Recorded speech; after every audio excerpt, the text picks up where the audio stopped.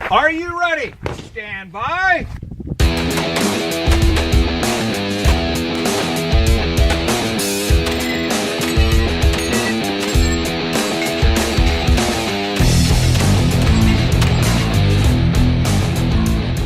Hey everyone, and welcome to the Three Gun Show, brought to you by Armalite. I'm your host, Dave Hartman, and this week we're taking on a topic that's that could hurt some feelings, could bring us closer together. This is the topic of what should we do with PCC and Three Gun, and what should PCC be in general.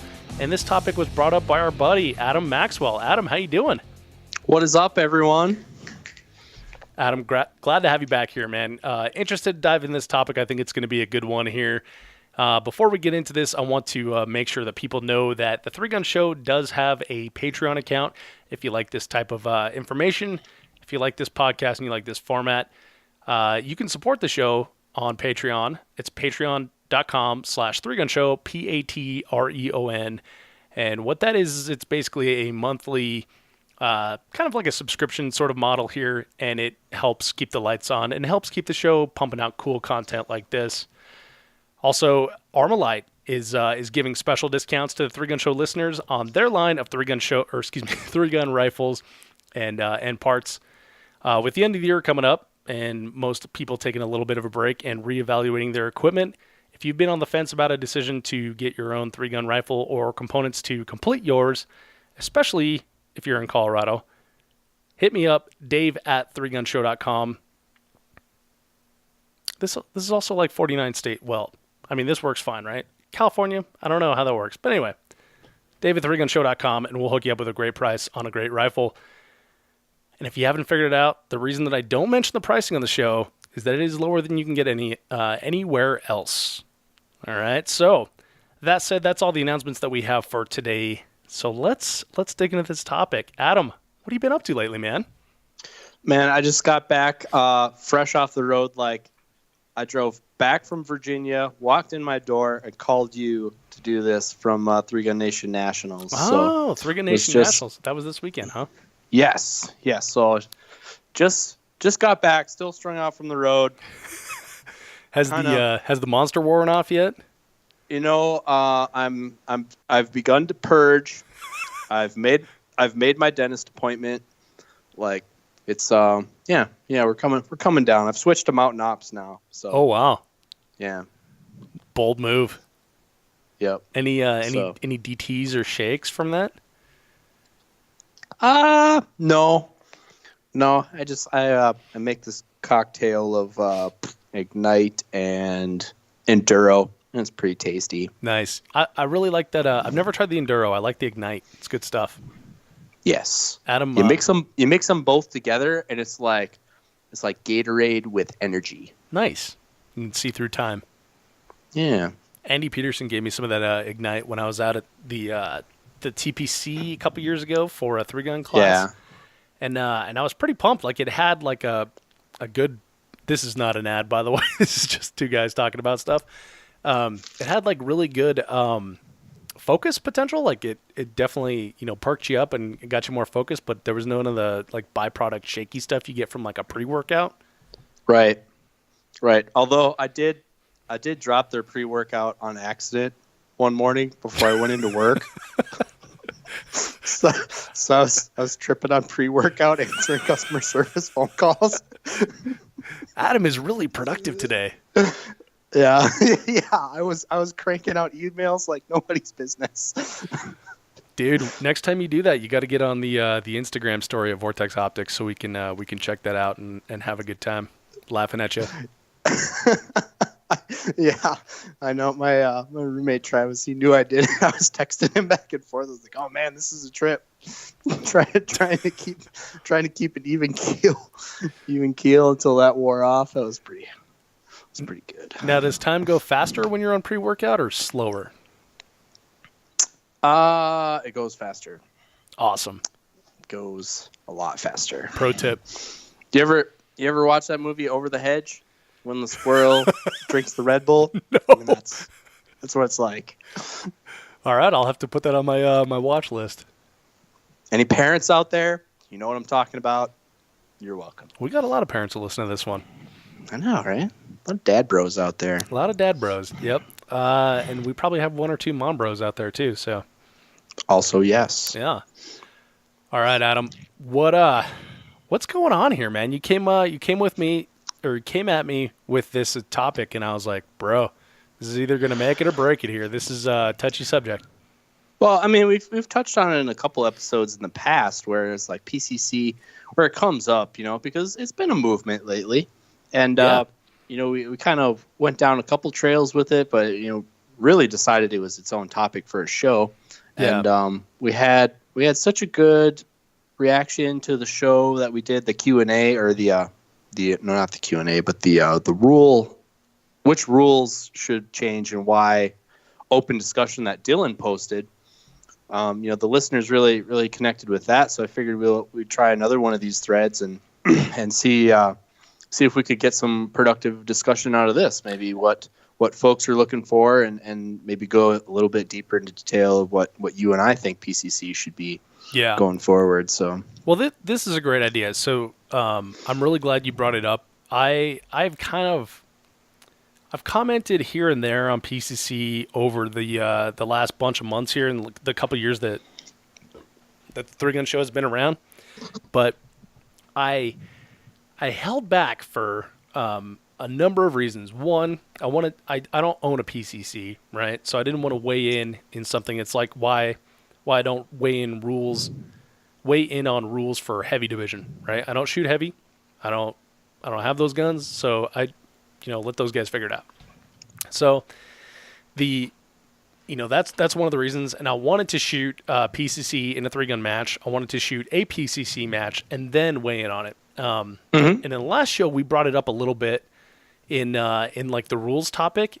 And I think we both decided, like, dude, we should wait until this is its own show, because this is such a broad topic. Mm-hmm. Yeah, for sure.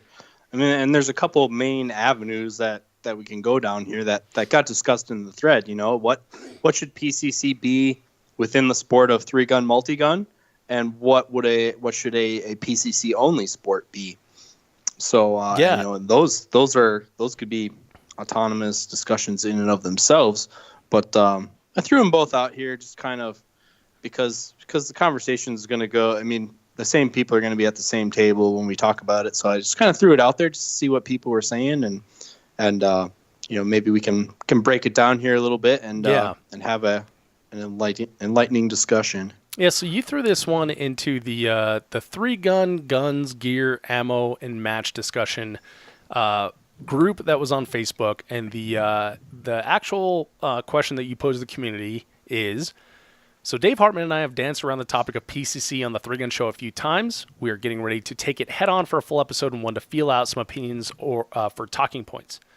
Couple questions for discussion. 1, what is or should be the future of PCC within 3-gun? Is there a format that would get you to adopt a PCC division as your primary focus? Man, the B part of that question is really important. 2, what would or should an exclusive PCC-only action shooting sport look like? What skills should be emphasized? What divisions should there be? So we got a lot of comments on this one. So there's approximately 60 comments on this, and you put up this question like November 5th. We're recording right now. I think it's the 13th or something. And, seems legit. And there's still people commenting on it today. So this has been kind of cool. Yeah, and like you said, that the part B there of the first part of the question is important, because a lot of people have solid opinions of what should happen in other divisions that don't affect them. Yes. Like, especially sometimes, like when we talk about factory or limited division, I have all kinds of people who have opinions of what factory or limited division should be, but they don't actually shoot it. Right. Whereas, like, I shoot factory and limited division, and sometimes people go off on tangents, and it's just like, no, I participate, and I would not like that change. Yeah. But, but they don't, so this is, there's a lot of times, in many aspects of life, there's always like great ideas that someone else should do, So when we talk about PCC within the sport of 3-gun or as its own sport, I'm most interested in it in the context of if this came about, I would participate in it. So, like, if we get PCC involved, in a big way in 3-gun, what would it have to look like for you to put down the TAC Ops rifle and shoot PCC? Because if that isn't the case, then what are we talking about? Because then it's then it's just a neat idea that someone else should do. Yep. So, well, I love those questions. I think they were. I think you posed them pretty well there. I'm going to save my opinions for my full opinion for the end. Obviously, I'll comment on other people's comments, and I encourage you to do the same here. So let's go over what other people said, and then at the end we'll kind of wrap up with our own thoughts. How about that? All right, sounds good. Cool. Well, so the first person to reply to this one, and also the most recent person to reply to this one, is our buddy Josh Tarrant, who's been on the show a bunch of times here. Yeah, Josh definitely an opinionated guy, but he always comes from a place of logic and reason. So I tend to really respect what he has to say. Yeah, for sure. On any topic that he chooses to dive into. Yeah, so Josh is an engineer in his normal life, so he comes at it from like a really analytical standpoint, and I appreciate that type of view because I'm more of like a creative person, so I tend to just go with like my gut feeling on stuff. So when I have those types of people to keep me in check, I definitely appreciate their point of view. So what Josh says is, awesome topic. PCC has been an exciting addition to our competition world. I have never shot PCC at a 3-gun match, but have decided to do so for the first time this weekend at 3-Gun Nation Nationals, which was just a couple days ago.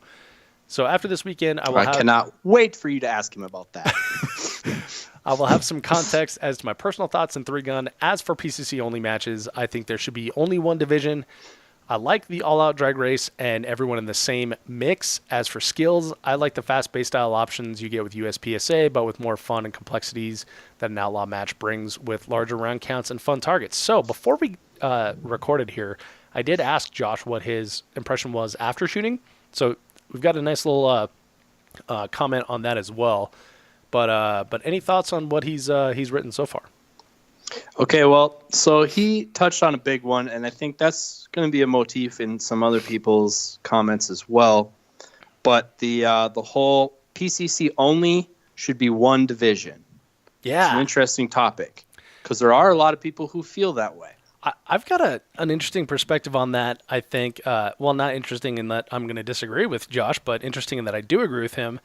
And the reason I feel that way is I think a lot of times shit gets diluted, right? Like I was just listening the other day. You and I did the match recon for the Rock Castle Pro-Am, and the divisions were TAC or open. So there's it concentrates people into two divisions. There's not like everyone's spread out and everyone can go trophy hunting or whatever. It's like we're all duking it out in the same pond, and that's what I think like made the 3-Gun Nation Pro Series, the traditional one, pretty damn awesome. Is that everyone was forced to shoot TAC Ops. So everyone was competing against each other. Yeah. Yep. I do have the flip side to that, though. And I know, Talk to me, people Goose. like that. Another sport has tried this before. Maybe some of you have heard of it. It's called USPSA. Right. Back in the day, there was only open division. And so cost of entry into the sport was this very exotic, like we talked about in the rules, podcast. There's only these very exotic, very expensive looking guns. Well, not expensive looking, they are expensive. But that's all there was. And technically you could play, but you weren't really playing if you didn't have an IPSC open gun. So the danger of one division in the PCC only sport is that if you allow it to be the Wild West, it's going to turn into an arms race and it's going to get very exotic. And I think a lot of the energy behind PCC right now is, and I say this kind of tongue in cheek, but it's poor man's open. Yeah. Right? You can get the best PCC on the market for $1,500. Yep. Pretty much. You can, we won't go too deep in the weeds there, but you're, you're under $2,000 and you can get the best one that is made. There's a few of them out there. We don't need to go into brands. Well, and then you go with like just a, what is it, like a $300 Vortex Razor Red Dot, and you're ready to rock. Like that. Yeah. That is an open gun. And some $30 Glock stick mags. Yep. And you have the best PCC that there is. You can't even touch an open gun for that amount of money. Well, you can touch one at the store, but you can't take it home. For under $2,500, if not $3,000. I mean, the good ones are $4,000 or $5,000. So a lot of the energy behind PCC, I think, is that it is attainable cost of entry. So now, I totally agree with you there. But you're also talking about USPSA back when like an aim point that you remember the aim point that was in Terminator, the first Terminator. There's like the big long tube one. That's like $1,300, right? Well, now when you're talking about like a serviceable optic that you can get with a lifetime warranty for $300, is that really that big of a barrier to entry? Well, not currently, but if you look at the evolution, even in the short time that PCC has been a thing on our scene. I mean, the guns have been around. Submachine guns have been around since World War I, but which is really what these are. These are really semi-automatic submachine guns. This is where a lot of the technology came from. So, if like you look trench at guns, right? What's that? Like trench guns. You don't need a rifle to shoot into a trench. Yeah, but you don't need a rifle caliber. How about that? Yeah. I mean, they were developed as sub-caliber guns for rear echelon people and officers and things like that. And those are the guns that were ultimately the lineage for what is now PCC. Right. But in a competition context, it's really only been hot for what, a year, 2 years? Right. Well, it was when USPSA made it a division, right? Or what do they call it? Well, it's when Three Gun Nation did it at Frostproof 2 years ago, I think. That was about the same time, wasn't it? I don't know about that. USPSA was a little bit slower. All right. If my recollection is correct. But anyway, my point is, back then, so if you rewind to whoever started it, but I mean, go back to that year, a year ago, and everyone was pretty much like, yeah, you got this gun, you put in the factory Glock mag, and away you go. Talk to anybody who was at the Lucas Oil Championship. The resounding answer there was, now you need a coupled 60-round mag. Okay, so now we're getting into it's not just enough to have the 30-round mag. I don't think that's true. Who had a coupled 60-round mag? Everyone who took top 5. Are you talking like traditional coupled where they're stacked side to side? No, I mean they clamped the two together, so it's one Stein of 9mm. I getcha. So we've watched.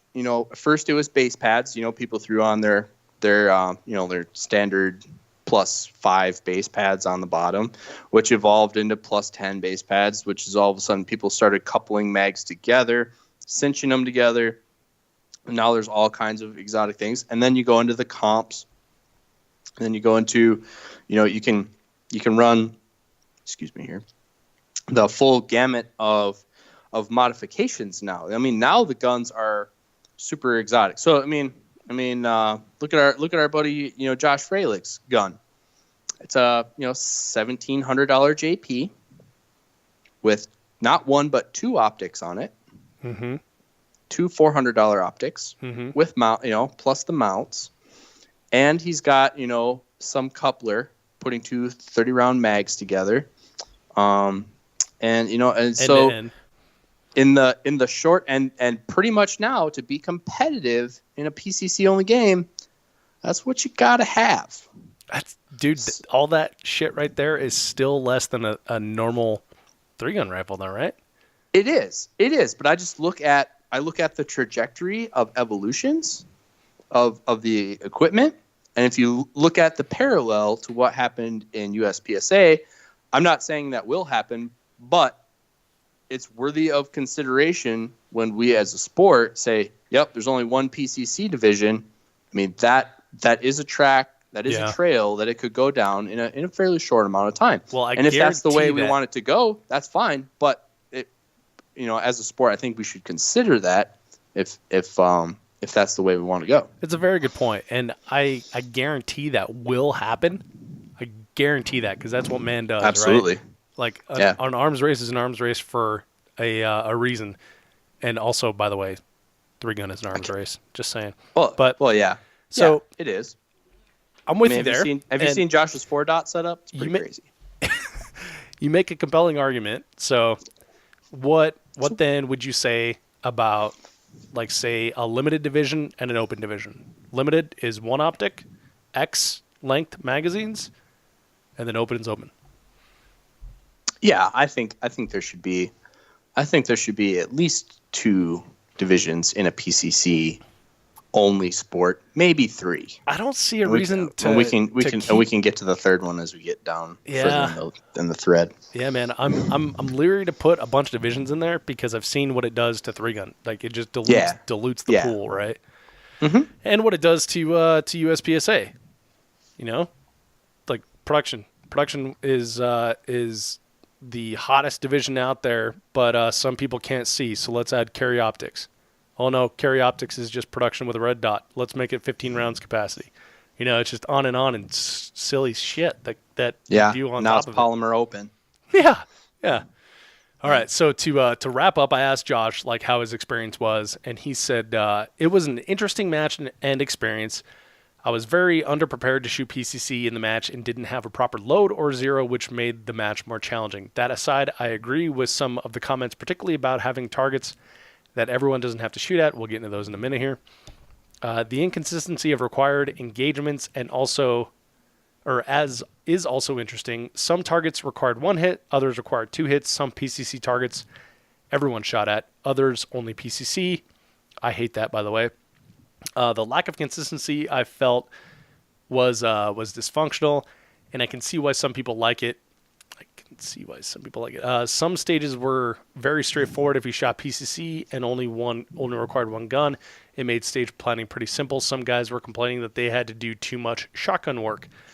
So there was an obvious deviation from their expectation/experience versus what the match offered for me.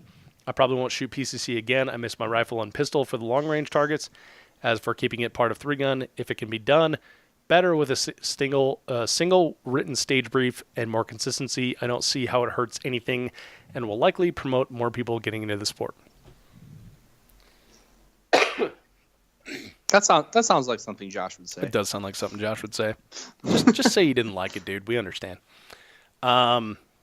So I gotta say, like my experience kind of mirrors Josh, and I've mentioned it a few times before. Is when I shot PCC in a 3-gun match. It was the second match you and I shot together, and I definitely missed the rifle portion. And when it's windy, we're in Texas, and you guys are holding off 5 feet on the plates to shoot them, and I'm sitting there saying, "Oh, I miss shooting my rifle." Y'all are looking at me like I'm crazy, but it is a real thing. Like it's a challenge, and it's something that I enjoy about the sport. It's part of the emotional roller coaster of a match.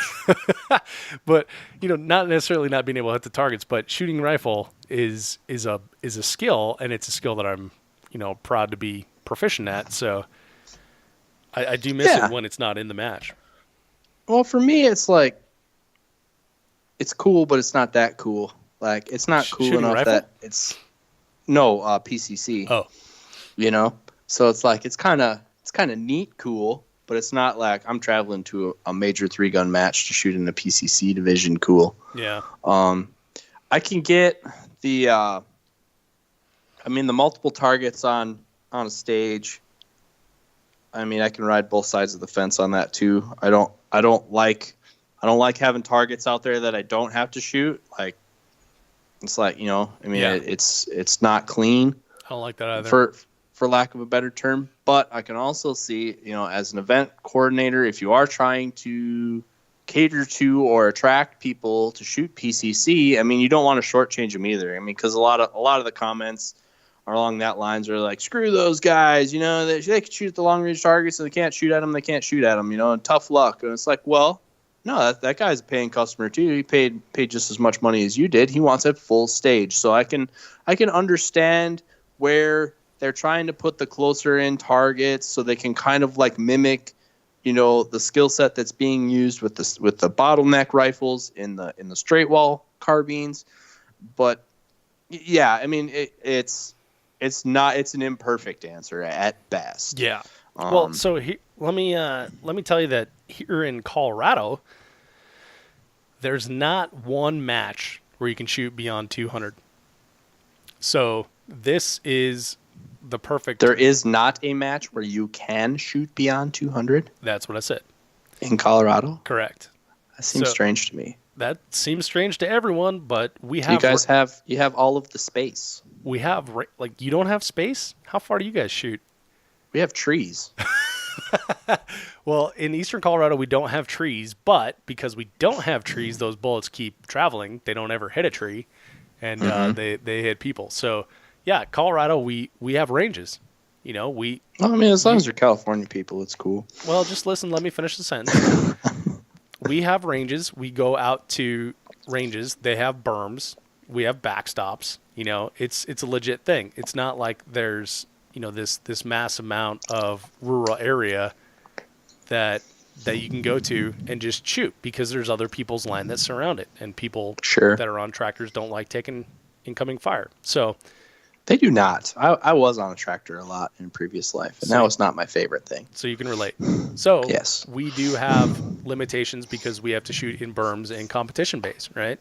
And that may be a holdover from having like a long history of USPSA and IDPA here is that they want to shoehorn, 3-gun into the same thing, but we don't have jungle runs because there's no fucking jungle around here. I've sent you pictures of my ranges and, because you and I have had that conversation like, well, it's just a jungle run. Like, we don't have jungle, man. So, this state would be perfect for Let me finish. This state would be perfect for PCC because there's not those opportunities for long range, and the times that we have to share 200-yard bays with other people. So when you do get to shoot to 200 yards, it's like once every other month. So you're basically shooting bay stages, 9 stages out of 10 stages over your entire local club match 3-gun season. So here PCC would make a lot of sense. Yeah, for sure. And I mean, with a big enough target, I don't know that a 200-yard PCC shot's out of the question. No, but then now you're talking about setting more targets. It'd be kind of hard to hear, though. Now you're talking about setting more targets out there, and that's what we're just trying to get away from. That's true. Yeah. But you could ring a BC, MGM style target with a rifle at 200 or a PCC. That's a good point. I just wonder if the report off of a PCC. I mean, it's going to be that's all it's going to be. It's not going to be a. You'd need to watch the impact for sure. Yeah, but that's where that's a legitimate challenge, and it's actually a challenge, right? So you want to play PCC, this is a skill you might need, well, even in a PCC only game. And at that Texas match or the Texas what the hell is it called? 3-Gun Nation Southwest Regional in Texas. Yes, they had full-size poppers at like 90 yards, and that's not that much of a challenge for a PCC. Mm-hmm. Because those are huge, right? So BC zone at 200, now that's a challenge. Mm-hmm. And so that's, I don't know. I agree, but that was kind of contextual too, because the reason they were there is because that's where the edge of the swamp was, and they couldn't put a popper any further out. Did they have swamp? Did they have other targets farther up?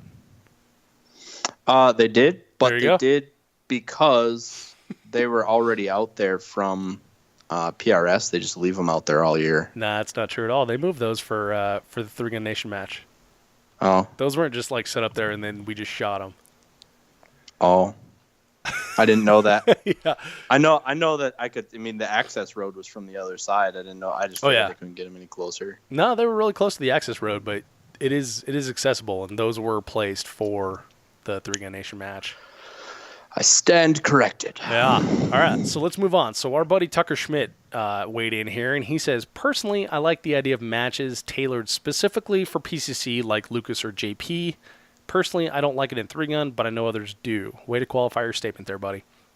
Next, he says, I think in PCC-specific matches, there should be mag limits to force some sort of reloads throughout the stages instead of running 93-round mags. I also like the idea of Horner-style scoring for PCC, so accuracy has some more weight on the match outcome. Yeah, so we kind of ran like Horner-ish, I guess, scoring at the Lucas Oil PCC match. Mm-hmm. It wasn't like 1 in the A zone to neutralize and 2 anywhere. It was like 2 scored hits. Mm-hmm. So that was Horner-ish. But I guess he's kind of looking like IDPA type scoring or whatever. So I don't know. Yeah, what do you think about that? You know, I think there's something in the middle there too. But I think in a PCC only sport, I think it should drive the accuracy a little harder. Yeah, I personally don't think it should just be a hoser sport. right. You know, a 2 on the pizza box kind of deal. But some people do. But I mean, I think there should be some fast stuff because that's ultimately what we like to do. I mean, we're basically gun racers. Right. But I mean, I think there should be some, you know, put the tennis ball out there, put the, you know, the little 2-inch steel plates or something. You know, I think there should be a component of accuracy in a PCC only sport, much the same as there is in USPSA or to some extent 3-gun. I mean, it's a sliding scale, but I definitely think that it shouldn't just be wide open IPSC targets. Yeah. All right, I'm with you there. I do think down scoring, like giving additional seconds, whether you call that, you know, 3-gun nation style or Horner scoring or IDPA or whatever, I think that that makes sense more than the hit factor scoring. But obviously for me it does. But obviously USPSA is going to make their own rules, and it's going to revolve around head factor. But yeah, I totally agree. Like the I like time plus too. Yeah, I do. I guess. All right, so moving on here. Adam Weber, our buddy Adam Weber from Weber Tactical, says, I don't like the idea of PCC and 3-gun. If it must be done, it only makes sense in base style matches where there are no long range. There should be no different targets for PCC shooters is my point. I am a fan of PCC only matches. I think stages should push mag limits, and at least half should have round counts high enough to require mag changes. I see 2 divisions, 33-round mag limits, and non-magnified optics, and open. Kind of mirrored what we were saying there. Yeah, I mean, I think I'm going to hold out my opinion on PCC and 3-gun for a later comment, but I do like what he's saying about, you know, requiring some mag changes and things like that, like making people work the skill set of the system a little harder than just throw in the big stick and play. Yeah. I definitely can get on board with that. Ironically, it's also probably what would keep me out of PCC personally, because I'm left-handed, so none of the guns work for me unless somebody comes up with some like weird backwards bad lever to trip the magazine release. Backwardsbad.com. Yeah. Don't Google that. Probably not. One thing I would say is that I like creatively forcing magazine changes via the stage. But if it's in the written stage brief, you shoot these targets, then you change mag. I think that's lazy, and I hate that. I do too. The other thing I hate is switching shoulders. Like, you must shoot these with your offhand shoulder. It's like, make it hard enough where I need to shoot that with my offhand shoulder. Yeah, that's what they do overseas in IPSC. Yeah, exactly. But here in the U.S., we're like, oh, we're gonna test all your things, so we're gonna force a mag change by writing in the stage brief. No, that's just dumb. Like, make it so I need to do it by either division rules, of magazine length combined with round count on the stage, or whatever, Yep. No, I definitely agree on that. Like, I don't like. I like when you can can work the skill in without expressly calling for it. Yes. So it's like, yeah, by virtue of shooting all these targets, yeah, you're going to have to reload at some point. Yes. I do like that. Or if you shoot them all clean, you can avoid a reload. Yeah. You know? I like that too. And there's a lot of times in 3-gun where you'll have, say 30 targets, a 30 round P bag, but if you shoot two in each, now you need to do a reload, or you need to have a D60 or something like that. So I do like that. I mean, part of it. That happens to me in factory division all the time. Yeah. Where we're restricted to 30 round magazines only. It's like, yeah, if you shoot the long range clean, you're going to get through without a reload. If you get sloppy, you're taking a quote unquote penalty because you have to stick another mag in there. Yeah. Whereas in TO, I would just rock and roll with a 60 round mag and be good. So yeah. All right. This next comment is from Stephen Hoy, and I put this one in here because he kind of says what a lot of people are saying. I like the idea of PCC on its own, but do not care for it in actual 3-gun matches. So a lot of people. Why is that? A lot of people said that one. He didn't give a why. Right. That's kind of where I'm at. Like, I don't like the idea. Okay, why? Why can't they play 3-gun? That's my question. Do you think they should be able to play 3-gun? Yes. Well, okay, so for all the reasons that we've already listed, plus we'll get to our buddy Bill Corcoran's comments here, and he makes a really good argument for not having it in the same game. But first, Tim Ubel, I have an idea. 7 dots. Leave PCC alone. 8 dots. It's doing just fine the way it is. 6 dots. Probably the best you not touch it. I think that's way to put together a cogent thought, Tim. That's a non-comment. Like that doesn't even say a thing. Nope. And first of all, leave PCC alone. Okay, leaving it alone means not creating a provisional division in USPSA. It means not inviting it into a 3-gun, right? And what happened to it the first 90 years that it was around?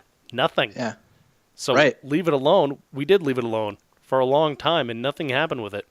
And so now we're at like the beginning of PCC, right? This is like the days where they took NHRA off of like the dirt roads, in the backwoods, and like, hey, let's put this on a track. Let's create some rules. Let's have a safety guy there, and if people die, let's take them to the hospital. That sort of thing. What a thought! I know. So, like, if all those people at the dawn of the National Hot Rod Association had decided, well, why don't we just leave drag racing alone? Like, we'd still be racing on dirt roads by farms. Hey, you guys are really good at running away from the cops. Maybe we should all like get together sometime and just see who's really good at going fast. Yeah. So, I find it to be a very interesting comment from someone who a very large part of their business is making PCC parts. Right. You think he would have like a vested interest in... No, I wouldn't think. He does. Yeah. He has a vested interest in deciding... It's pretty much the definition of a vested interest in it. Yeah, good point, dude. So it's a very... in deciding it's a very harumph comment for someone who ironically should be more supportive. Yeah, he should be excited to see where 3-gun goes, or wanting to craft the future of 3-gun. But yeah, it was definitely a harumph thing. But hey, man, you do you. Yeah. All right. Okay, so Rob Hall says, I like the idea of PCC and 3-gun, but with UML-style rules where you can pick 3 of 4 to use on a stage. I think that's a really neat idea and opens up another world for stage planning.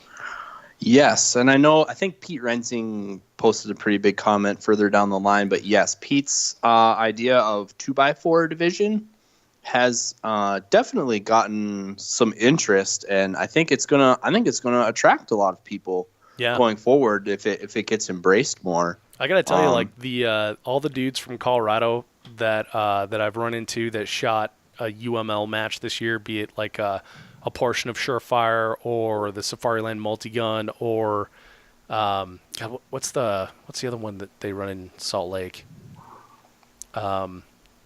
Shoot, I don't know. Forgive me.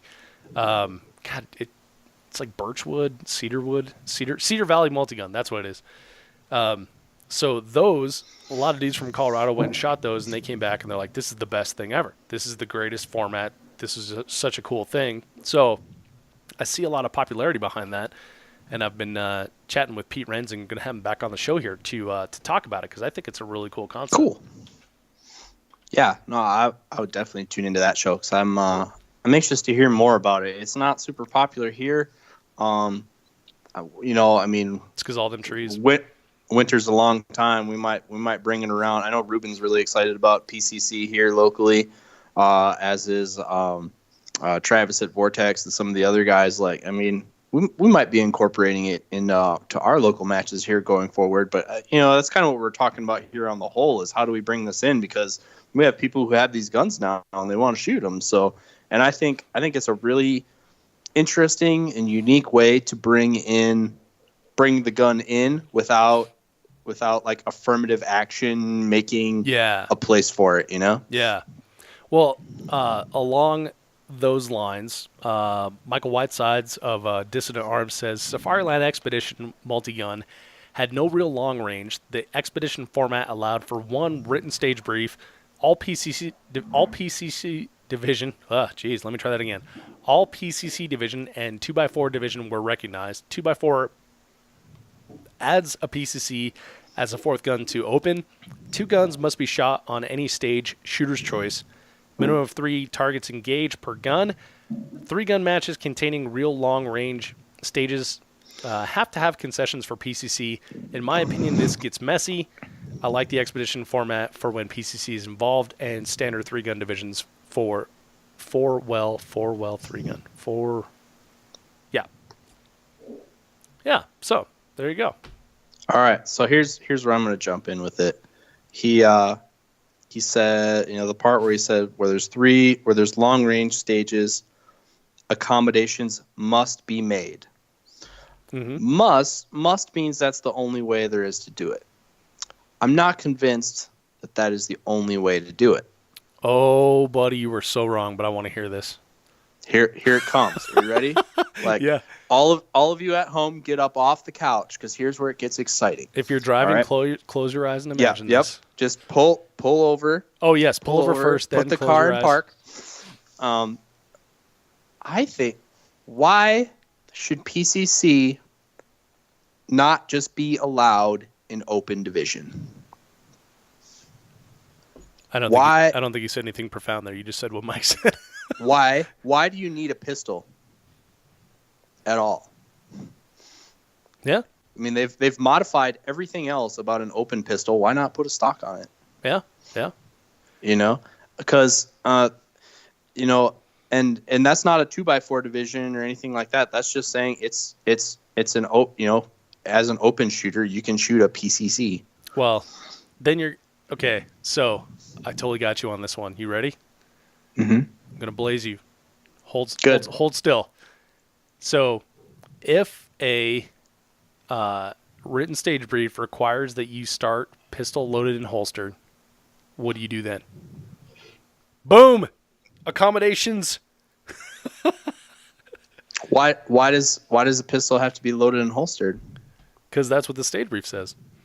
Like if you're starting with shotgun first, pistol second, and rifle, right? Mm-hmm. So your PCC, if you're using that in a place of a pistol, where are you going to keep it? That might be a reason to shoot a pistol. I'm saying is like why require them to shoot a pistol? Why?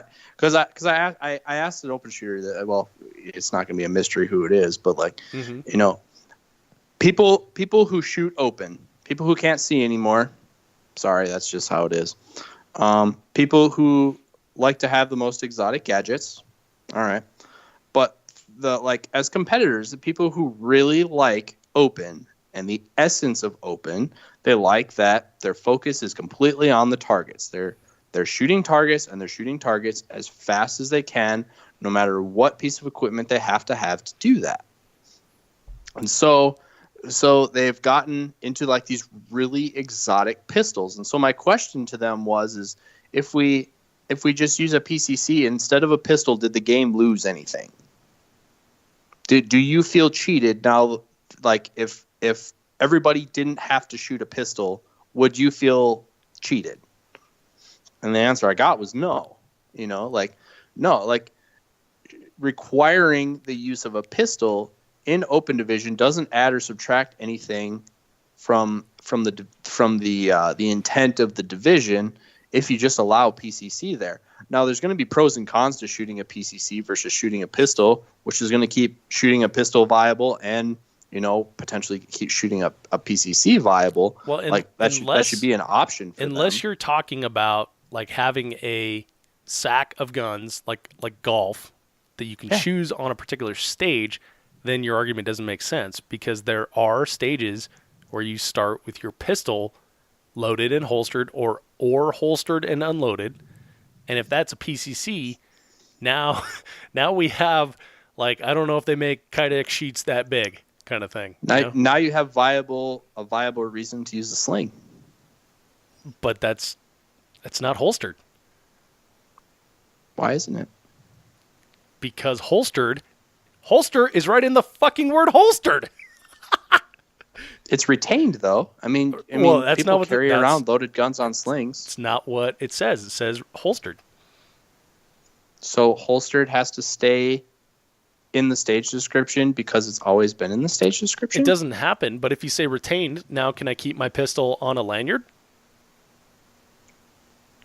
Why can't you?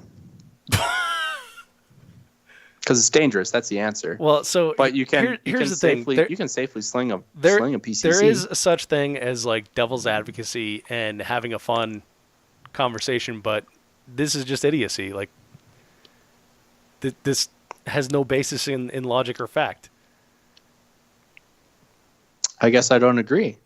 I don't see any reason that a PCC couldn't be slung in lieu of a pistol being holstered. I think they're one and the same. I absolutely think it could, but there's the accommodations you said would not be needed. And then if you say, well, accommodation in the form of adding a target or changing the course. If you say in but the written just changing stage the brief, start position, that's if you say in the written stage brief, pistol may be loaded and holstered, or PCC may be slung, that is an accommodation. Okay, I would concede that, but you didn't have to add or take away targets. Oh, You didn't have to change. You didn't have to change the amount of heavy stuff that you brought out of the shed and put onto the bay. Right, but that's another complaint. You have to draft a stage description no matter what. Okay, so now I'm going to read a comment by Kupika here, Matt Kupika. Stop making two written stage briefs for stages. It is annoying and causes mass confusion. Just give PCC all the options in a base rule set and let the PCC guys hash out their own match/division. So, I mean, obviously that works on a local level, but that's exactly what he's saying there. It's now you have to add in accommodations in the stage brief for your PCC if you don't want to use it as a pistol. So, I strongly disagree on that, and I think the way that they're talking about it in, in Safari Land Expedition makes way more sense than subbing it for a pistol and then, allowing it to be slung. I mean, there's nothing inherently safety wrong with that because we do it with rifles all the time. It just, now you're doing those accommodations that we said we didn't want. Yeah. I mean, in my stage descriptions, I say, I do the anywhere with anything thing or starting in the box. But if you want to start with a long guns, or low ready, because that's what we have to do because we got berms and stuff like that, like we were talking earlier. But it's either long guns at low ready or pistol holstered. So if you want to start with a PCC, it's at low ready. And if you need it later in the stage, it's slung. And I think I would let the open shooters chew through if they wanted to use one or use a pistol on a given stage. But going back to practicing what I preach, if it was allowed, that change has potential for me to adopt PCC as something I primarily do. That would potentially get me into shooting open if that was allowed. As of right now, I have absolutely no interest in shooting an open pistol ever. other than for professional reasons, for testing product and things like that. But like there's nothing attractive to me about an open pistol, but to shoot all the other open guns and participate in open division, if I could shoot a PCC instead of a pistol, okay, well now that's a division that seems remotely fun to me. So I thought that was an interesting idea. But clearly there's going to be opinions on it. So yeah, I just don't. I don't know. It's so. We have, call me a moron in the comments if you want. I don't care. We have a clearly defined, I guess, arsenal of guns: a rifle, a pistol, and a shotgun. And like, I don't like when people try to change 3-gun into a pistol carbine match. It's cool if you want to have 2-gun, but saying that we should get rid of the shotgun and 3-gun to make it more accessible to other people, to me that doesn't make sense. It's an excuse that people are going to use whether we accommodate them or not. So to say that 3-gun is whatever 3 guns you want to bring is ridiculous, because it's already defined as a rifle, pistol, and shotgun. Right. I see what you're saying. I'm saying that I see it kind of like the guy who wants to show up with an agency Glock and a red dot on it and doesn't want to shoot open. It's like, no, you brought an open pistol. Yeah. So you shoot open. It's like, if you want to shoot a PCC, cool. We have this division where anything's allowed. It's called open. Yeah. Well, that was my opinion. And I get it in that, but I don't like it as like a sole replacement for a pistol. Like, no. I wouldn't say that. But I think it's like, if you want this Wild West division where the idea is to go fast, I think it fits pretty well in open, the way open exists currently. Obviously minor modifications to the written stage brief, but this brings up a great comment from Brian Nelson, also a former guest of the show and a really good match director in Utah. We are getting ready for his match. Getting really excited for that. So his match, which he'll mention here, gives us both context because we both shot it last year. So Brian says, as with many things in 3-gun, there isn't one answer that's right for everyone. Brian makes a good point there because none of us can get along. Then he goes on to say, in your range/match structure, or excuse me, let me start over. If your range/match structure already supports a PCC option, i.e. all targets are inside 100 yards, which is like kind of what I was describing earlier, you would be foolish not to allow it as an option in lieu of a full caliber rifle. If you don't use clay targets for shotgun, there's no reason not to allow someone to do all PCC. And you will see some crossover attendance from USPSA shooters. Basically, this is how UML works, United Multi-Gun League. We switched our local 3-gun match over to UML months ago because at a local level, we have about 6 real 3-gunners and about 40 pistol shooters who hate shotgun with a passion. Not my preferred option, but it is the only way we can have any sort of attendance for a match. If you run a more hardcore 3-gun match with long range and flying birds, it doesn't make sense to have a PCC-only option. Hard as hell rules allow anyone to sub in a PCC for their full caliber rifle if desired, but only trooper class can shoot PCC as a pistol substitute. That is an interesting rule there. Yes. Your thoughts, Adam? Go.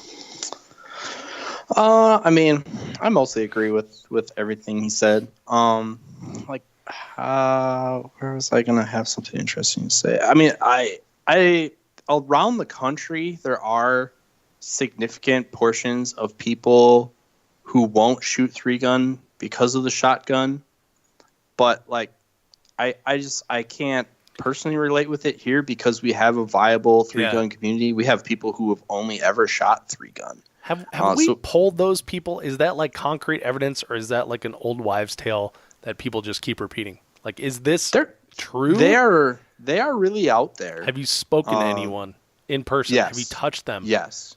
Yep. Okay. So I know his name. I knew his name. I haven't talked to him in a while, so I forgot his name. So my opinion is it's the same thing. Like if you told them, okay, we're going to shoot a rifle carbine or a rifle pistol match, they'd be like, oh, well, I don't have the base plates for my Glock. Or if you're like, oh, I don't have a holster. Oh, I don't have mag pouches. It's just another excuse.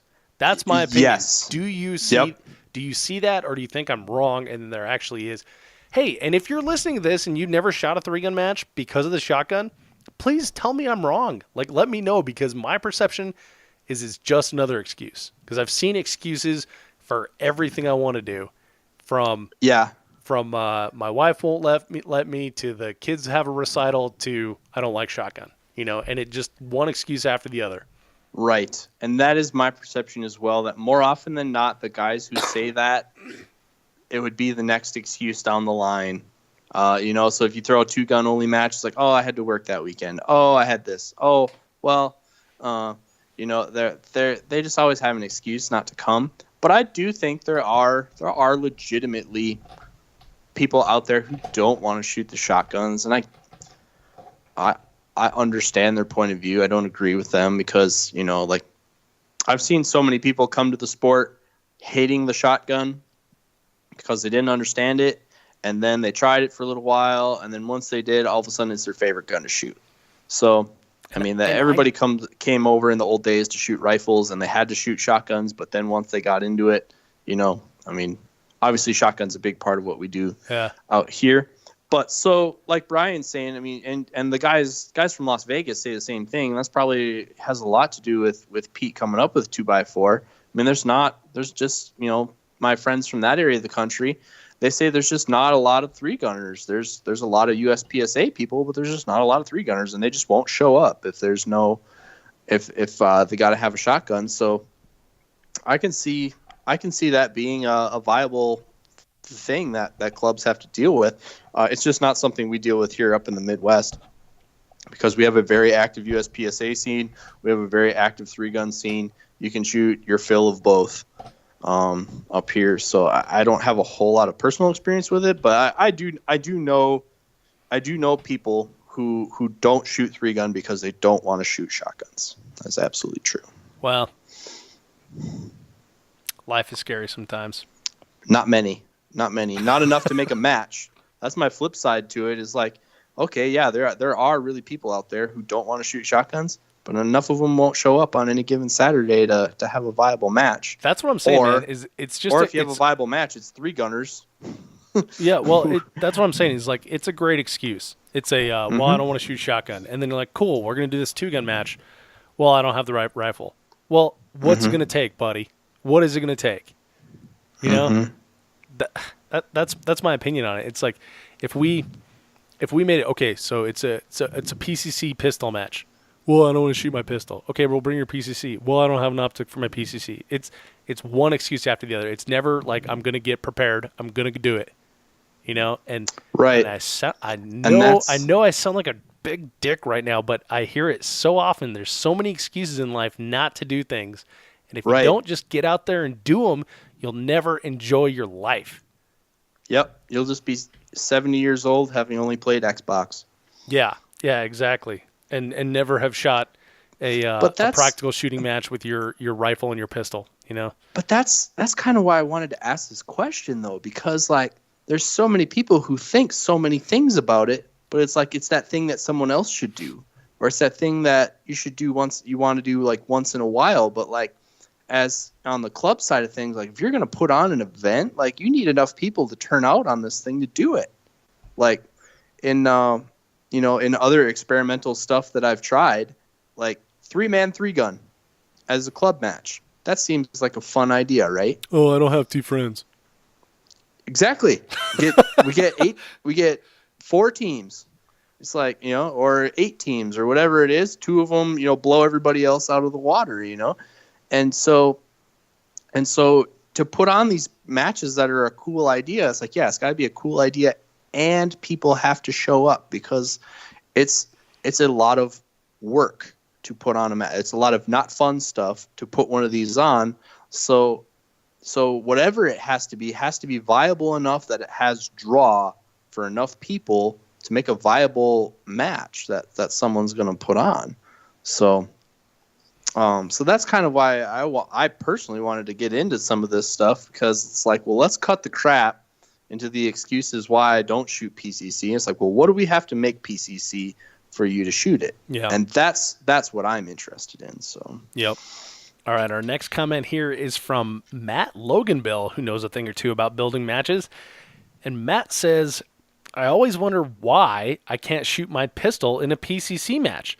All the match director has to do is put a few targets under 50 yards so I don't have to shoot long range. I mean, it's an interesting point. Yeah, obviously. I'm guessing he's being facetious on that one, but he's totally being facetious, but he's not wrong. No, he's not. But that's what PCC shooters are asking for, right? I mean, what if a dude rolled up to Lucas and like, man, this would be a really fun match if I could shoot my pistol. By the way, it would be.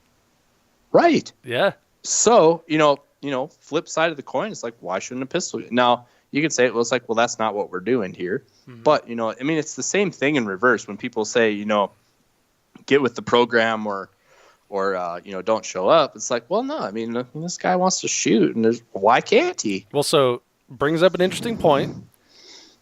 Should there be in the Lucas Oil PCC championship match, in the upcoming JP Enterprises match, which I forgot where and what it's called, should they have a pistol division? It's their match, so they can do whatever they want. No, come on, you're on the show. This is your opinion here, buddy. I don't know. I think it's complicated, right? Because there's tons of places you can shoot a pistol. Right.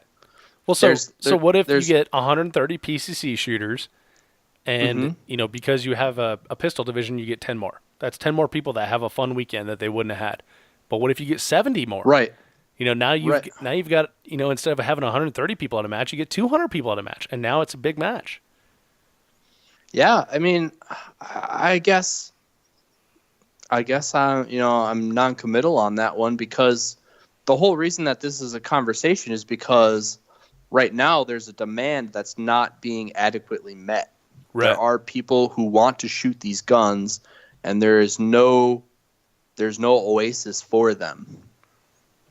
Whereas that's not the case. The inverse is not true of pistol shooters. There's all kinds of places the world over you can go and shoot an IPSC pistol match. Right. But if you do a PCC match, probably a handful of guys that would want to come up and shoot with pistol only, right? Yeah, or enter twice, Yeah, actually, now that's a great idea. Like if you could shoot, pistol in the morning and PCC in the afternoon, or vice versa, that'd be fun. You know me, Dave. I'm all about that. Yeah, buddy. You like to party. So you know what? So thank you. You just made up my mind. Yes, there should be a pistol division at PCC only matches because we like to party. All right. So Matt Loganbill is in the run for MVP of this discussion here. I'm going to skip down a little bit to cheers to you, Matt. Absolutely. I'm going to skip down a little bit to Bill Corcoran. And he says, PCC is a great way to attract new shooters. If match directors sacrifice the quality of their matches and drop long-range work because of PCC, then it is a great way to lose veteran shooters. Anybody who has shot matches that include PCC have seen it happen as MDs, match directors, try to balance the game. PCC eventually needs to be a one-gun, one-division game.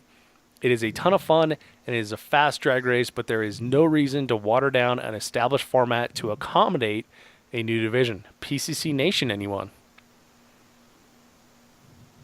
Oh, see that? Oh, you bring in the weird connotations there, Three Gun Nation. But I think, I'm on board with it. The same thing. I think Three Gun has gotten a little far away from some of the long range stuff. Like I think 300 and 400 yard shots should be a staple part of a 3-gun match. But at the same time, that's a sliding scale too. Like I think there are matches that get way too carried away with it, and it basically turns into PRS with shotguns and pistols. Right. So, there's a sliding scale there. But that seems pretty reasonable to me. PCC is a good way to get people in, and what some people bring up is like shooting a Texas Star, if you're not a super confident pistol shooter, shooting a Texas Star is really intimidating. Yeah. But I remember because a frightened to PCC death is a of little those. bit more intuitive to shoot, you can actually interact with the prop and have an enjoyable experience and learn how it works, whilst also not trying to figure out how to shoot a pistol, Right. So. Yeah, and I totally agree for like new shooters. It is definitely like the first taste of competition, and it's definitely a good thing. But I just know that there's all those people out there that are already shooting it that you don't want to water down their match. So that's why I see, Mark Pasmanik has commented on this thread a bunch of times here, but he never mentioned one thing that he's mentioned to me many times before, is that 3-gun is like F1, right? F1 racing. And there's the shifter cart series out there because not everyone can start in F1 racing. So that is like the what used to be Ruger Rimfire Challenge, NSSF Rimfire Challenge. I'm not sure what they're going to call it in the next couple iterations here, but that's like American Marksman. And that's where I see PCC as well. Like PCC is something that you can easily be a hero at with little to no practice, and it's a good confidence builder. So I like that. In my mind, there's not a huge martial aspect to it, right? Like the AR-15 it's America's rifle. It's what all of our military carries, right? Pistols, it's what every low-level security guard, police officer, concealed carrier carries, right? Those are established as step one. These are defensive or offensive tools. PCC, for me, in my mind, it's categorized as like a fun gun because, like, for a long time, pistol caliber hasn't really been a huge thing in law enforcement, in military. There's some small uses, like I've seen the Rock, and that's my that's my baseline for the MP5. But I mean, it's interesting you say that because, again, going back to what I alluded to earlier, like there's submachine guns. That's where all the technology came from, and up through the from the 40s all the way through to the mid 90s, submachine guns were kind of a mainstay of military and law enforcement use, especially with the MP5. I mean, the MP5 is largely getting phased out now in lieu of bottleneck carbines. But I mean, when you say bottleneck carbine, you mean like an M4, right? Yeah. But like one specific bottleneck carbine. Yeah. I mean, 5.56, 300 blackout, 7.62 39.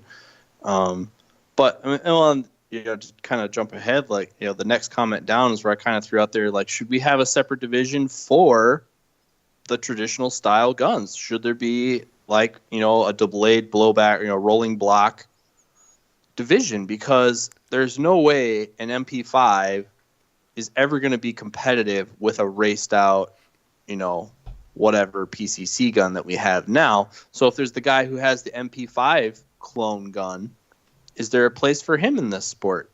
Is there a place for the guys who want to shoot the MAC-10s and the Uzis?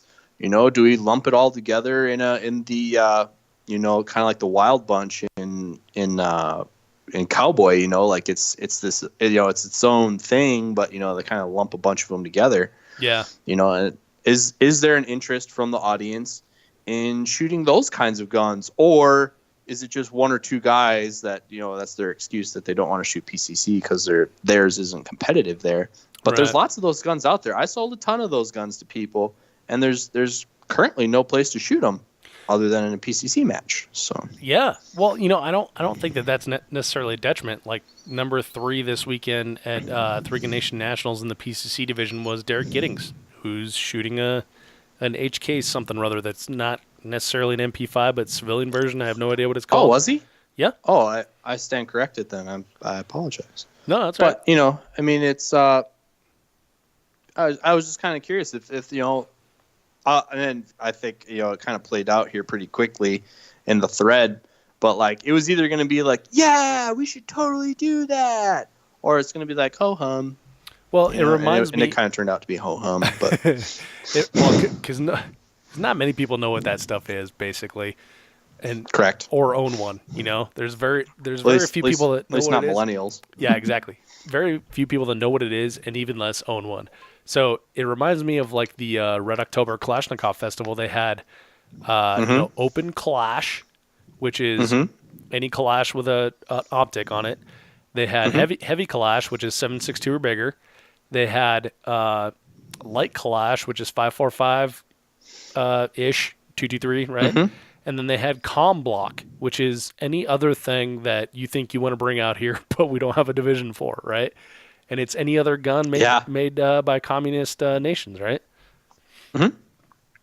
So maybe that's a division. So like when we were talking earlier about divisions, in my mind, I kind of picture a open, a limited, and then this, catch-all, nostalgic, cool guns division.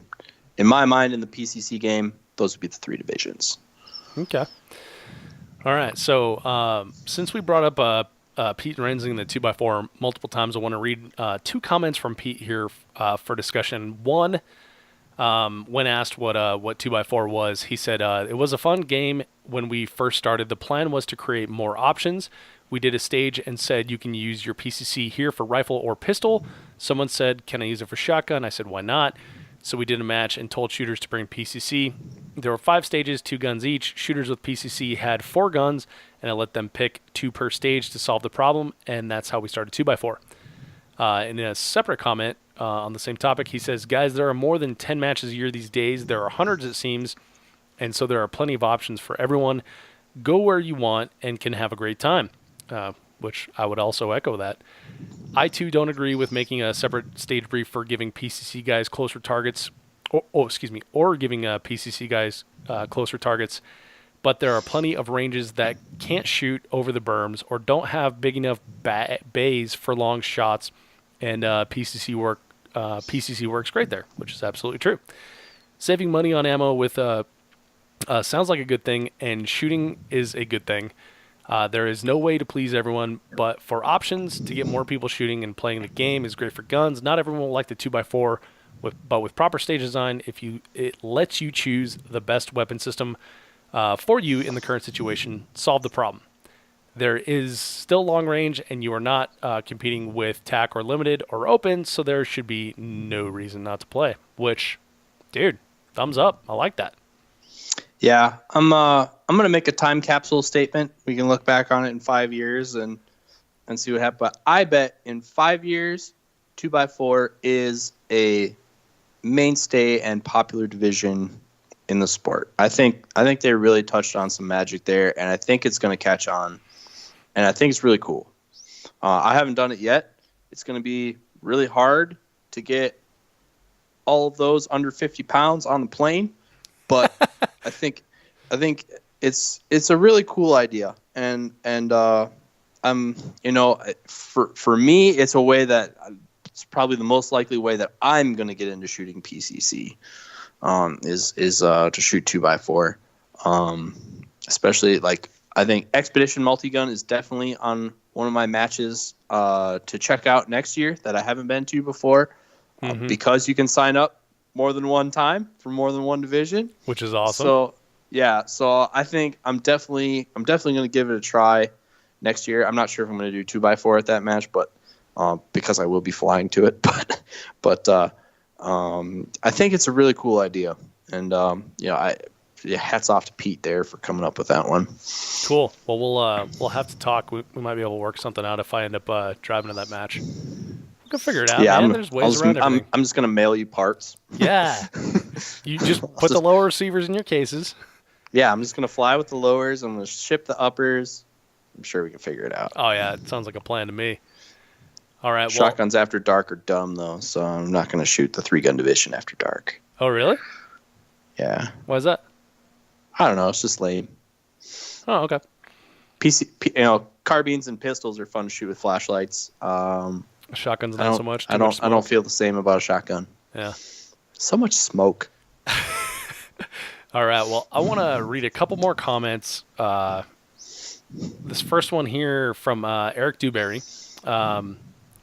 Eric runs or helps run a match at the Cawthorn Cartridge Club in Texas, and it's like a falling steel match, which is based on PCC, but they allow shotgun and pistol there as well, which is kind of cool.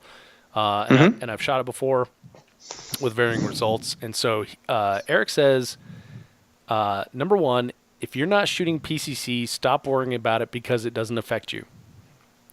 Number two, make 0 changes to that match. Design the match the way you always have. If people don't like shooting that stuff, they will shoot a traditional 3-gun or somewhere else. Number three, if it's not a clay, it can be shot with PCC. PCC is a drag race. Please stop trying to force PCC to shoot a stage a certain way just so there is a lower percentage of PCC targets. Number four, drag race, and that's all caps. Speed is the name of the game. And then he says PCC is PCC as a standalone. I'm sorry, those first comments for PCC and 3-gun. He says I co-match direct for a monthly falling steel match. The match is really designed around PCC, but exactly what I said. But we let shotgun, pistol, and rimfire come play as well to increase range profit and expose those people to PCC who otherwise wouldn't see them. It's some of the most fun you can have in a monthly match, and it's hands down the best way to introduce new shooters to competition shooting. I agree on that. But before we attack that one, let's... the very next comment was from Matt Kupica, and it's a kind of a competing one. He says, to everyone saying that don't worry about PCC because it doesn't affect you, it does. You were talking about scores. Many people complain about PCC because stages either get mangled to support PCC, the written stage brief becomes an absolute mess, or a shitload of targets get thrown on the bay that you aren't supposed to shoot. These things affect everyone. What Eric said above is in line with my thoughts. Design the stages as normal and let PCC do its thing. So Matt Kupica, also match director. Yeah, good point. In his own right. That's a good point. So I've got to disagree with Eric completely on the if you're not shooting PCC, stop worrying because it doesn't affect you. It absolutely does. Okay. Because for all the reasons that Coop said, right? Mm-hmm. I think, well, and it kind of goes back to as well, like, again, something we touched on in the rules podcast. What episode was that? That was like 158? Something like that. I can look it up while you talk. But anyway, it was kind of something we talked about in there too. Like, there's the matches that are the options matches where 154. you take down. Well, is it 158? 154. 154. Dang it. But you know, there's the matches where it's problem solving match, and targets are eligible with multiple guns. And to incorporate PCC in those matches doesn't take a whole lot. And I think it's pretty reasonable to accommodate them at those matches. I think where kind of what Matt's getting at, like at the matches where they're starting to script, like you will shoot these with your pistol, you will shoot these with your rifle, you will do this and you will do that. That is where it gets messy, and the stage briefs get super messy. Yeah, and I have to agree with Eric on that one. Yeah. Is, number 3, he said if it's not a clay, it can be shot with PCC. Dude, if I'm shooting PCC, I totally agree. And that's the game. Yeah, that's the game. Let them, you do you, bro. That's what they want to do. Yeah, and at the let them do it. Southwest Regional, there was a couple stages, and this is back in February, so my memory could be failing me, but that they dictated things that, as a PCC shooter, I was not exactly happy with because it took away my options. Right. And that I don't agree with. Like, I mean, the name of the game in PCC is to just let them hose targets. So I say let them be. But, and I think that's what people are saying when they say drag race. I mean, they just want to shoot fast. So let them shoot fast. Yeah. Don't do all the messing with you stuff. Maybe this is an interesting way. This actually just happened locally here. Maybe this is a good place to put that in. So on the USPSA side of things, they will do things like start facing up range, right? Yes. Holstered facing up range. Mm-hmm. Well, it's indoor season here. So, they try to do some of that stuff at our indoor match here on Tuesday nights. But, on to shoot a PCC in that case, I mean, really the only thing they can do is, stormtrooper facing downrange. So one of the things that our local match director tried last week, and I thought it was a good idea, or it was at least a comparable challenge. He did a seated start with a chair. So like he put a chair like a yard or two back from the shooting box. Mm-hmm. So if you're shooting a pistol, it was facing up range. If you were shooting a PCC, you had to start stormtrooper sitting in the chair. And I know that's an accommodation, but in this match where they were trying to do some of those things, like they're trying to add the challenge of like a turn and draw, I thought he did come up with an interesting way to introduce a comparable challenge. It wasn't the same, but everybody who shot PCC had to do it, and they didn't just start facing downrange and do an up drill. They actually had to do a little something else. So what's the heartburn about having a PCC on a table? I don't know. I really don't know. Isn't that weird? Like pistol shooters and so I will qualify this with I haven't been to a USPSA match and shot PCC, but from all the horror stories I hear, it's like USPSA shooters, pistol shooters are deathly afraid of anything longer than a 6-inch barrel. I really don't understand it at all. I don't either. Like, why do I have to show clear and hammer down and put the flag in and put it in a bag? You just did the flip and catch and had it in your holster before you said show clear. So, yeah. But it's weird, isn't it? It's just they're complex, and I don't think we'll. But I think I don't think we'll ever get to the end of it. But I think that illustrates why a PCC needs its own game, is because it's a redhead stepchild of USPSA. It's obviously causing a lot of consternation here in 3-gun, and I'm not saying like you can have your own water fountain. That's not what I'm saying. It's like I think that for it to flourish as its own game and to reach its full potential, it needs to be its own game. I agree. I don't think it should get phased out of USPSA as long as there's people in USPSA who want to do it. I don't think it should get phased out of 3-gun as long as there's people who want a 3-gun doing it. But I think to really be what it should be ultimately, I think it is its own game. Because it's its own thing. But at the same time, we have like a really flooded sport now. Like we're at least, in some areas, we're really quickly reaching the saturation point of how many different games and how many different matches we can have and still have enough people to show up to do a match. Right. So. Well, with 3-gun for sure, the saturation point is there. Like there's a lot of matches that don't sell out. Even really good matches, Oh yeah. Yep. Yeah. All right. So just the last couple comments here, Adam, and then I think we're going to be done. I want to weigh in from some of the people whose matches I want to have some people from the matches I've shot weigh in here. Corey K is one of those. He's the co-match director with Eric Dewberry. And he says PCC is fun in 3-gun, USPSA, and standalone PCC matches. If you want to shoot a specific match, go make one. Help your local match set up. Offer to design stages or do match admin. My experience as match director is it takes zero effort to add PCC to a 3-gun or USPSA match. It takes way more effort to design stages to discourage it, exclude it, or complain about PCC isn't 3-gun online. So that is the that's a dissenting opinion to my opinion there. Mm-hmm. Now Jeremy Moore, another match director, a lot of Texans weighing in here. Jeremy Moore says, "I'm good with PCC in 3-gun.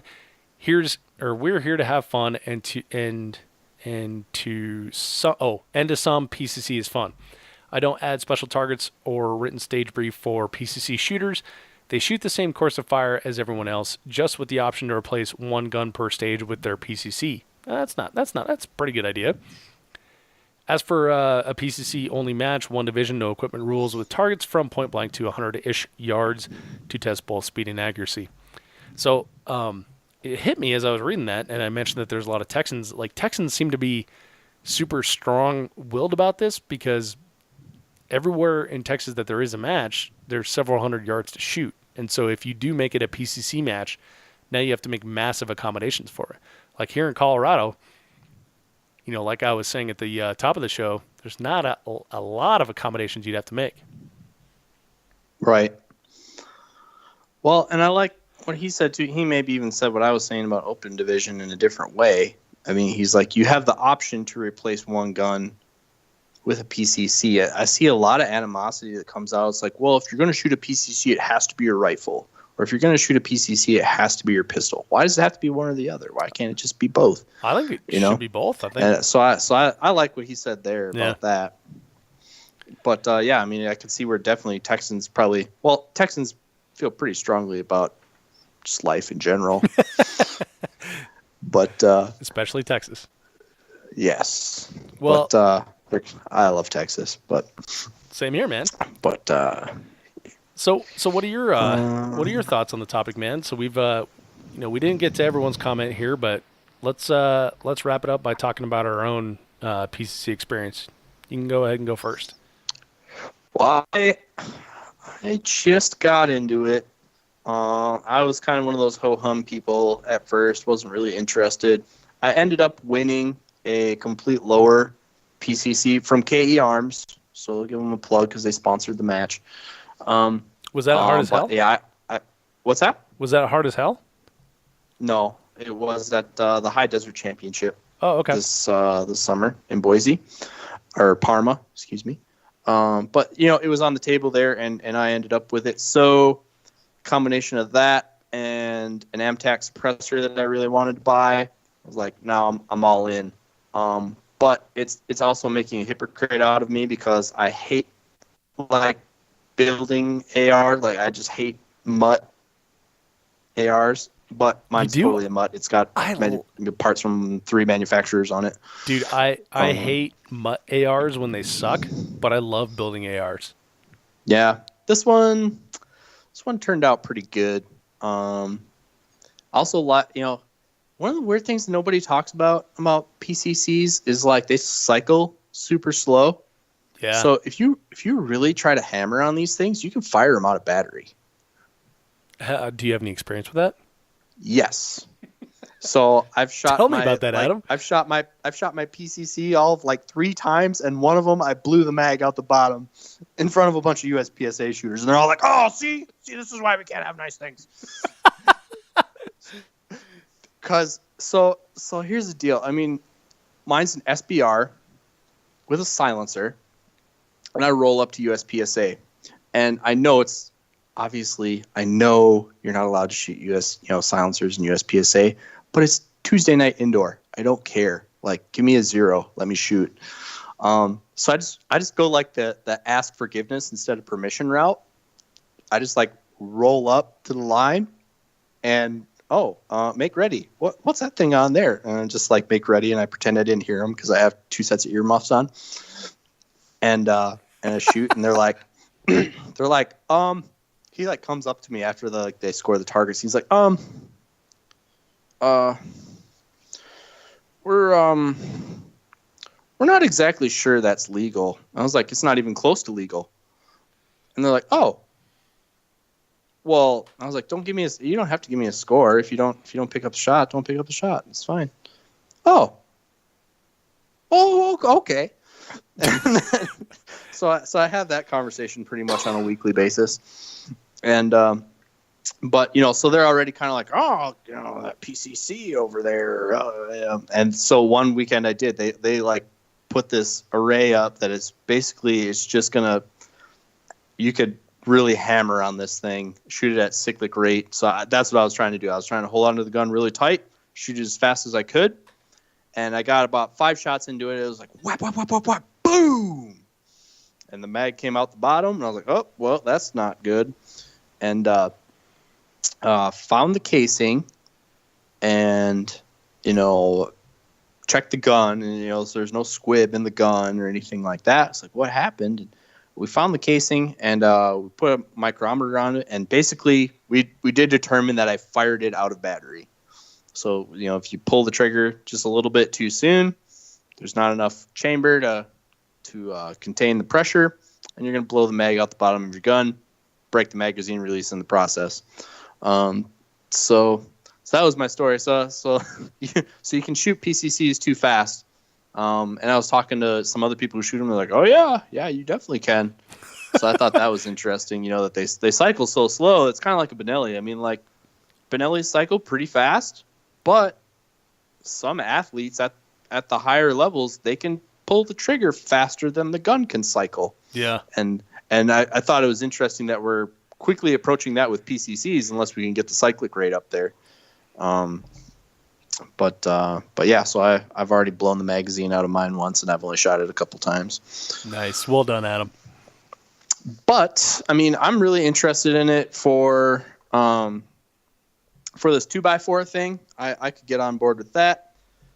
I kind of want to shoot those Vepr shotguns. Those are pretty cool. So like if we made it part of open, I could see doing it part of open. Yeah. That's kind of where I brought that in. Because I'm not interested in open pistols. But if we shoot PCC, that would be kind of cool. I don't know if I'm gonna, if a PCC only match is the only thing going on a given Saturday, I would do it. I don't know. I'm probably gonna have to eat crow here in about 6 months, but I don't know if I would go to a PCC only match, in lieu of going to a different 3-gun match. Mm-hmm. But I would rather go to a 3-gun match than a PCC only match. But I'm sure Ruben's going to talk me out of that. And at USPSA matches, when you're shooting a USPSA match, generally speaking, they let you shoot twice. So if it's a match that lets you enter more than one time, like a club match. Yeah, at a club match. It's a way to work long guns and handguns on the same day. I already came out. I already, committed to being at the match for the whole duration of it. I'm going to shoot twice. So I see it being a really good practice and fun tool that way. I don't see myself getting super serious about it, but we'll see. We'll see. But that's just me. What are you thinking?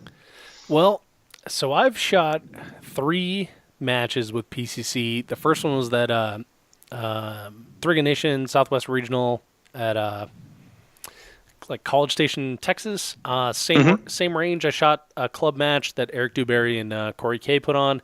I used a borrowed JP that Corey has. I had a not so great experience with that. I guess I should say I didn't have a very good experience at the 3-Gun Nation match either. And then I shot it's kind of funny, like I just had like some spare time, and then I was in Missouri to shoot Generation 3 guns, so I was like, I'll just go see if I can shoot that Lucas Oil match too. So I shot the Lucas Oil PCC Championship, and I really liked it. I did borrow JP GMR 15 from Todd Overland, and that's when I decided that like the Vortex Razor Red Dot was like the perfect optic for PCC. It is the business. It really is. Like I just had a really good experience with that gun, and that optic. No malfers or anything. Has the last round holdback, which I really liked, and had a decent match. Had a great time. So, and that was a PCC only match. So I really enjoyed that one.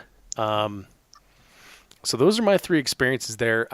I should probably say that the bad experience I had shooting the PCC match, the Falling Steel match in Texas, was Corey has his optic zeroed at 7 yards, and he's got like a 124 grain load that he hand loads for that thing. So it's like zeroed for that load at 7 yards, and he's like, "Oh yeah, just bring ammo and come on." And so I show up, and we're sharing a gun, which is cool. But I've got like Winchester white box 115 grain, which are hot as hell. And so basically I'm shooting like 1.5 feet over every target. it was terrible. And so that was like super unenjoyable. So I had to hold like the base of like the stands for everything and hit stuff. So that kind of sucked. But You've kind of had a rough first exposure. I have, and so that I mean, it's not like borrowing an AR where you can just go, what is the 0? 50 yards. Cool. I know what to do here. Yep. You know, it's not the same as that, or borrowing a pistol. So, yeah, I did have like a rough go at it, but you know, after 2 experiences, like I'll be honest, I didn't want to shoot the Lucas Oil PCC match. I was like, nah, I don't want to do it. And they're like, well, you can't be here unless you're shooting. I'm like, oh, okay, I guess I'll shoot it. So, and I think they were joking, but you know, I borrowed Todd Overland's gun and had a really good experience. Mm-hmm. So, you know, I've been wrong before, willing to admit it. I'm also a little afraid because it's kind of the same reason I like stay away from PRS, because if you get too close, you're going to go full dum-dum and be in over your head before you know it. Yeah. So our buddy Gunner on was, you know, trying to sell me on a PCC after I had shot the match. He's like, well, what'd you think? And I was telling him, you know, honestly what I thought. And he's like, well, you know, they started. And I'm like, nope. Thanks, buddy, but I'm good. So I quickly... Okay, see you later, bye. Yeah, quickly ran away, threw him a 3-gun show sticker over my shoulder. But, yeah, so that's something I like. I do like that, you know, especially with the JP guns and that throw in defense that Ruben and Rob Tater shooting, like they can obviously put holes in, you know, whatever you pointed at, but they're good. They're great gamer guns. You know, they have comps on them. They were built with gaming in mind. I like that. Really like that. Yep. Funsy factor on. Oh, I'm sorry. Go ahead. Well, here's maybe an interesting question. Like, you don't have to get like super deep into the part by part, but like in your mind, what's the configuration of PCC that you like? If you were going to buy one, or you were going to, you know, if you were going to use one, what would kind of some of the broad strokes of it be? Well, I want to shoot the SIG. I want to shoot the Scorpion. The Keltec is like interesting looking, right? And I like it for what it is, because it like folds up and everything. I don't see it for me being like a good gamer gun, but I could see like having that as a truck gun or whatever. And then of course, like there's the JP and the throw in defense. For me, I like the AR platform. I have a lot of experience shooting the AR platform, so that's kind of what I would pick if I had to pick something. But that said, I haven't shot those other factory guns, right? Right. Well, the SIG, the MPX is one you do have to try. I can kind of take or leave the other ones, but if you haven't shot the MPX, I'm not a big SIG guy, but that product is legit, and you should try one if you get the chance. I will say that I saw many SIG MPXs go down at the PCC match, which I was super, super surprised at, because I expected them to just like run like tanks, you know? Yeah, you said it, so I don't have to. Well, they did, and no paycheck from SIG yet. So yeah, but like on a 3-gun rifle, for me, like I gotta have like one of the TAC mod or XLR PRS style stocks and things like that. So like, you know, different. You know, I kind of feel differently about PCC. Like my PCC is not. I would not be looking to set it up like a 3-gun rifle. Like, I think I would keep that a little bit more in the nature of a carbine. Yeah. Or a subgun. So like where I'm always like got the rifle length stocks on my 3-gun rifles, I'm looking at like a PCC for me. I'm going to put a stamp on it. It's going to be an SBR, kind of at that like 9-inch, you know, mark, you know, for the handguard, and whichever barrel goes with that. But like, I'm going to try and keep it short. I'm going to keep it light, going to keep it trim. And yeah, you are. Definitely like, you know, like you said, the Halo or the reflex style sights. I mean, like I really like our UH-1 Huey on a factory rifle or on a limited rifle. I like the micro red dots better. Be it one of the ones that we make at Vortex, or you know, a couple of our competitors have good ones too. But I think that's really, I mean, the micro dot optics on a fairly short, compact, trim rifle. I think that's the way to go with PCC. There's a few varying styles floating around out there. Like some people, they got these really. I mean, look at Josh's. It's basically his 3-gun rifle, and his 3-gun rifle's pretty heavy. And I can see a ton of benefit for that, for keeping the same platform, the same controls and everything between the two. Makes all the sense in the world. Yeah, it does. But the that said, the one that I shot that belonged to Todd Overland, it had like a CTR2 stock, like a Magpul, just collapsing stock. I never adjusted it because I didn't want to mess with his gun. Pretty sure it had like a JP grip on it, and then it had like a JP safety and JP trigger. That the JP trigger is nice, but it was a little heavy. Like it was definitely like a lawyer set the weight on the trigger. Like it was smooth and it broke well, but it was a little heavier than what I care to shoot. So that would be something I would change. His was a 14.5 inch, and I'm not a big stamp guy, so I'd say stick 14.5 as small as you can go. And other than that, the only thing I would do is in 3-Gun Nation, like sometimes like I've seen some guys shooting 1-6s on theirs. I don't know. I mean, I tried it. I wasn't really about it. If you're only shooting, so for me, like I started shooting limited. And if you're only shooting out to 100 yards, I don't see a reason for it. I ran the entire AK match with Becky. Had like I think there was a 1-6 on there, and it was a borrowed gun. And Becky and I were sharing the same gun. I had a 1-6 on there. I ran at 1x the entire time, mostly because I forgot to dial up, but also like I never noticed a big difference because I still have decent eyes and it doesn't necessarily bother me that much. So for me, red dot's the way to go. Yeah. Until shoot, maybe after Josh Tarrant said they start putting 4-inch targets at 100 yards, maybe that changes the game. Maybe now I have to have a 1-6 on there. Do people want that? Ooh, offset 1-6, red dot straight up top. Boom. Ooh. Write that down. Ooh. Gonna drop that at the product development meeting. Yeah. All right. So the last thing that I wanted to say about benefits of the PCC is cost, because 9mm is cheaper than 223. Basically, that's about it.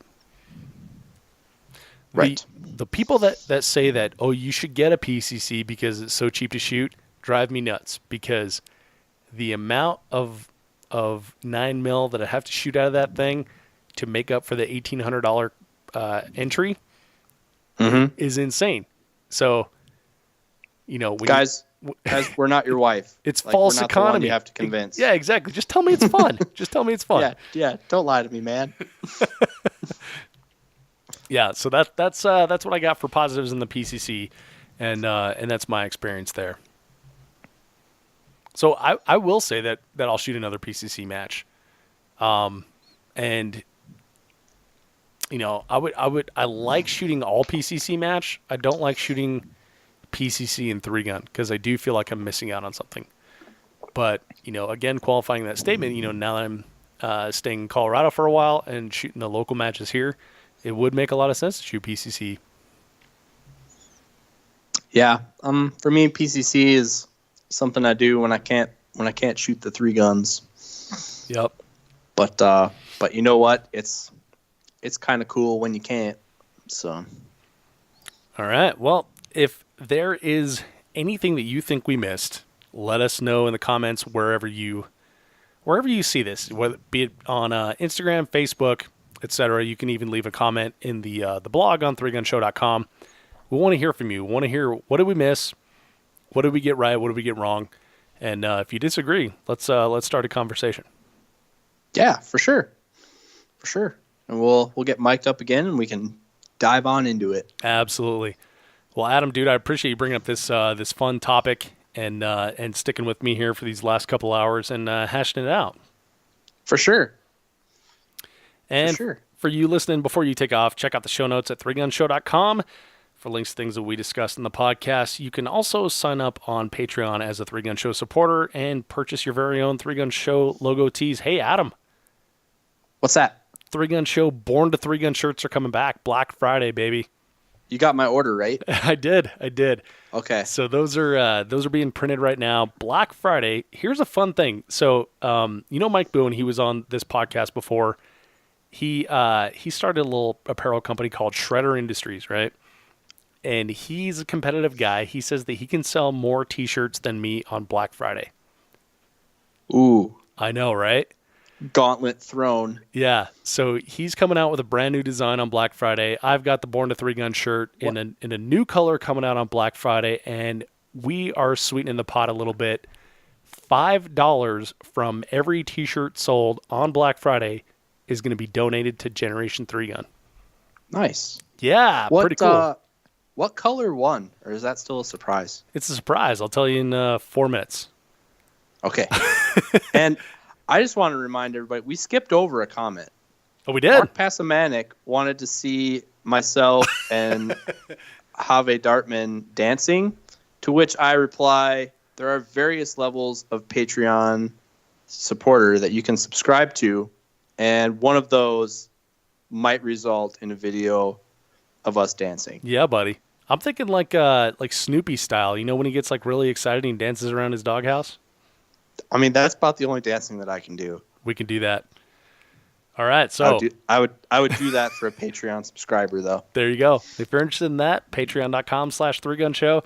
And you're gonna have to scroll quite a ways down though before you get to the level that results in that. And keep your eyes peeled for Black Friday. Born to 3-Gun T-shirts are coming back. As always, this podcast is brought to you by Armalite, and Armalite has allowed me to get special pricing for listeners on their line of 3-gun rifles, both the 13.5 and the 18-inch, as well as their competition handguards, gas blocks, and tunable muzzle brakes. If you're in the market for a rifle or components to build your own, email me, dave@3gunshow.com, and I'll hook you up. Anytime you see me on the range, you can also check out my rifle and shoot it as well. Quick reminder that if you enjoyed this episode of the podcast, subscribe in iTunes, Google Play, Podcast Addict, or wherever you get your podcast content so you can always get the very latest. And leave a review. Love to see a 5-star review and positive comment. Thank you so much for downloading, listening, and subscribing to the show. I'm Dave Hartman for Adam Maxwell, and we'll see you on the range. Bye.